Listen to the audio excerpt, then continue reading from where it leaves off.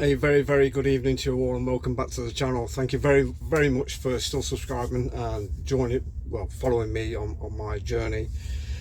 And to anybody that's new that's joined the channel, you have my full respect and love. Thank you very much for subscribing, and if just hit that subscribe button, I'd really appreciate it. I've now earmarked another milestone in my YouTube journey. This will be my 301st video. So I've got 300 videos, and this is my 301st video. So yeah, I've breached 300, and I'll still keep going, and I'll still keep going, and I'll still keep doing this regardless. And obviously, because the winter's here now, and golfing wise, we're down to winter rules now. That's just the way it is. We get summertime, well, we do get a bit of summer in the UK sometimes, and we do get some good weather in the summer. You know, we are not bound by rubbish weather all the time. You know, we do get some really pleasant days during the summertime. I'm hoping and I'm praying, and I've said it a couple of videos before, that we do have a mild winter. I really hope we do. Saturday was quite mild. I even played golf on Saturday, and it was really good. I actually played in a polo shirt and just a top. That's all I had, just a zip up top, and I had my sleeves rolled up, and I got frigging bit again. And I got bit by the smallest of frigging things. I don't know what it was, and my arm has just doubled its size. It's really irritating because it's so itchy, and oh god. But for some reason we still have midges around the golf course, and they sort of find my blood, I don't know, very attractive. Hence why they frigging bite me all the time. But it was quite annoying.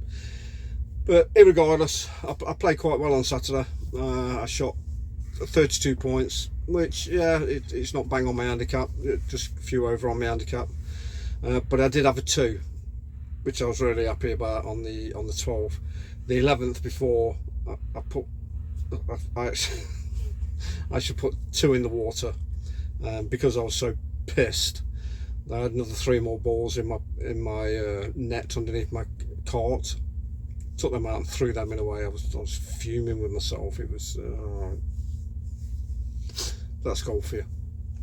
And then forgot about it. Got up to the next tee, and it's a really good tee shot. It's quite a long par 3 as well. Straight over the flag. Nice little right to left downhiller as well. It was massive slope coming down. Well, not massive slope, but a slight slope coming down. It sank the putt for a birdie. So more money in the clubhouse for me to spend, which I was happy about. And I was looking at some of the things on the YouTube and highlights, and well, not highlights, but notices that they put up on YouTube. And I love Rick Shields. I think is absolutely brilliant, good golfer, good instructor, good teacher, and he's apologised to some guy who's been complaining that he's confused, his swings all over the place now because there's so much content on the internet. And yeah, okay, there's a hell of a lot of instructional videos on YouTube, TikTok, and whatever platform that you go on. But if you know anything about golf, and if you ever have an instructional, if you're ever having any instructions from a golf tutor or a golf coach or a golf pro, then the brain naturally the brain cannot take on an overload, and that's what they're doing to themselves. A lot of people that are doing all this YouTubing for videos, golfing instruction, they're getting a brain overload, and you just cannot do that. Golf is meant to be built from the fundamentals up, from the basics, right from the very start. And it's like I've said in previous videos, it's a bit like building a house. You build the foundations and make sure that the foundations are solid, and then you go to the next floor, build the next floor, and then you go to the next floor, but you haven't let that first floor set. So if it's not set, the whole lot will collapse, because the brain can only take so much. It's like if you tell somebody to read out 10, if you're a very high IQ person, you can probably list off all 10 items.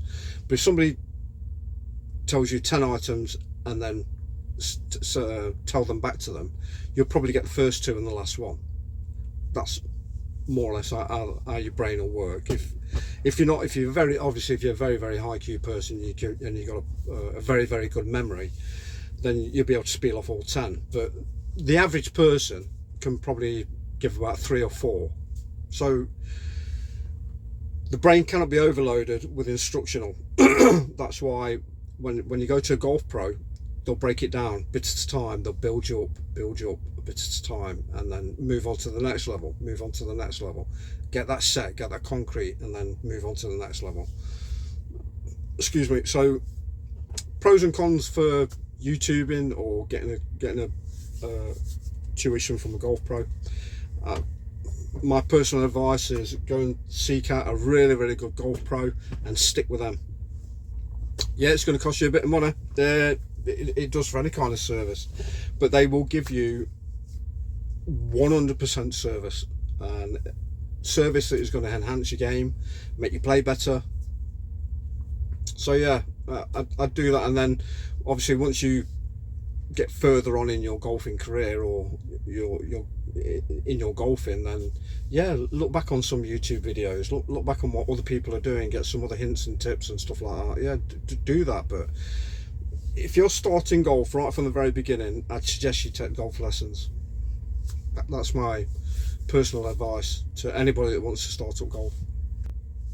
And stop looking at all the YouTube videos all the time. Stop looking at golfing videos all the time, because there's thousands out there, absolutely thousands out there, and you're just going to ruin it for yourself. So yeah, my personal advice for you is go to a golf pro. Get to a really, really good golf pro in your local area. Even if you joined a club, there'll be a golf pro there, and if you're not happy with him, you can switch with another one. It's entirely up to you.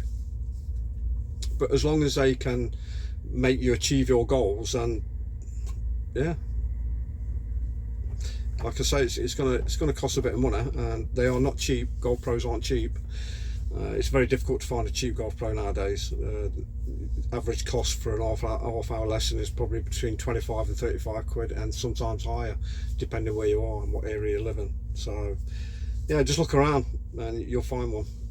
So what else has been going off in the news? That Helen DeGeneres, I call her Ellen Degenerate because she's an absolute biff, an absolute idiot. They've now moved to the Cotswolds, and apparently their house is flooded.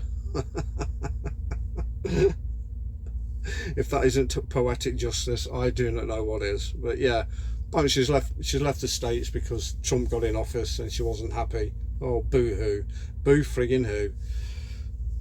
I would say it's like the rats leaving the sinking ship, but the ship's still afloat.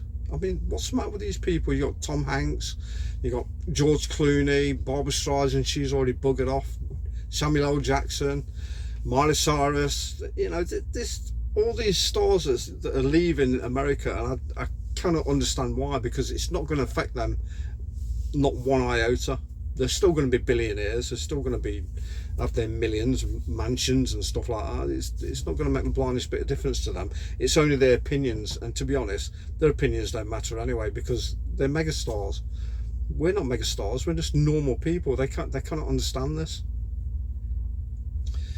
Ridiculous. So yeah, that's her. Her house is now flooded. Good. So yeah, I had a really, really good weekend. Friday, I just finished a 12-hour shift, and I had to go and pick my daughter up and take her to the hospital because she's having a blood red, because she's got a TPT, which is like a very, very rare blood disorder, and she has to have like chemo as well. So she went through that. It's all to do with the Adam's teas. So she's having a levels tested, and while she was in there, I was looking after my grandson, and he's a little bugger. He just wants to walk everywhere. We found these rugby pitches, We went walking along the rugby pitches, and this guy was in a John Deere tractor, and he was hollow tying the whole of the football pitches and the rugby pitches as well. So and he loves tractors. He loves anything mechanical wise, anything with a wheel on. He's fascinated by them. So we walked over there. The kid waved at us, and then he stopped, got out, and he says, "Do you want to let the youngin in?" He was like, his eyes lit up. Chucked him in the seat of the tractor, and was pulling all the levers, and the beam was coming up and it was dropping it down. He absolutely loved it. But the worst thing is, I never took my bloody phone with me. I left it in the car, and oh god, I was totally gutted myself because I took a little video of him or some snapshots of him in the tractor, and his face was just it just lit up. He absolutely loved it. So I was in there for a couple of minutes, and then he came out and then walked across, and then my daughter came out, and then I took him to the charge soft play area for an hour and a half, and he just had a good blast. And he was totally knackered when I finished, and my daughter said he fell asleep when he got home. So he just totally burnt himself out. I think it was all the fresh air and the playing with the kids and everything. So yeah, so that was my weekend, and then I did Sunday dinner. Beautiful Sunday dinner. Always is a beautiful Sunday dinner when I do dinner. And then I'm here now. Yeah. And tonight I've got Sainsbury's at Dartford, and then Allington, so I'm looking at another long one. But they gave me a 73 plate, and I think this is a fast bugger as well. I think it is. I hope it is. So yeah, that's me. That's my night. I'm going to finish now, so I'm going to find my trailer. I'm going to hook up. I don't have to be down there till 4 o'clock actually, and I'm going to try and get down there for about 2. I'm going to try and get in early, so I can get to Allington and then back in time for me to finish quite early. So drive safe, look after yourself, watch out for those lunatics, because they are bloody everywhere. They really are. Drive safe, like, subscribe, please. Drop me a comment on anything that I've said tonight. I'd really appreciate it. I really would. And I'll see you for my second shift tomorrow. Cheers guys.